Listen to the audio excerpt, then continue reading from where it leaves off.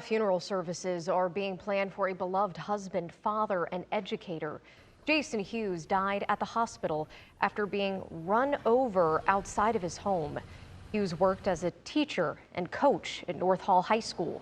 Police say his death was the result of a prank gone wrong. Atlanta News First anchor Sydney Stallworth spoke with school officials and learned more about the teens now facing charges in his death. 5 18-year-olds facing charges ranging from criminal trespassing to vehicular homicide after a prank gone wrong. Hall County Schools confirming all 5 teens are students at North Hall High School where Jason Hughes taught. It was a bizarre, unfortunate accident. The Hall County School District hurting.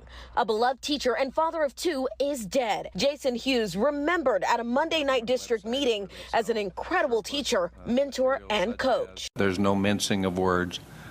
Tragedy is the strongest word I can come up with. Police say 5 18-year-olds were trying to drive away after a prank, throwing toilet paper on the trees at Hughes' home when Hughes fell into the truck's path. Hall County Schools confirms the teens are all students at North Hall High School where he taught. Jason Hughes was a positive force in that community, and the ripple effect has no boundaries. Just one day before Hughes' death, the Hall County School District sent out a message to parents and students about pranks, warning that in previous years, quote, junior-senior wars have gone too far, resulting in damage to property. I think if this lesson has taught this, if we've learned anything from this tragic incident, is that life is very fragile and it can turn on a dime. And that, these kids meant no harm.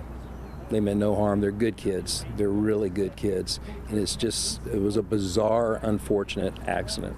Meanwhile, Jason Hughes' wife saying she does not want to see these students charged in connection to his death. We're also told that a team of crisis counselors has been sent to North Hall High School to support students. In Hall County, I'm Sydney Stallworth, Atlanta News First.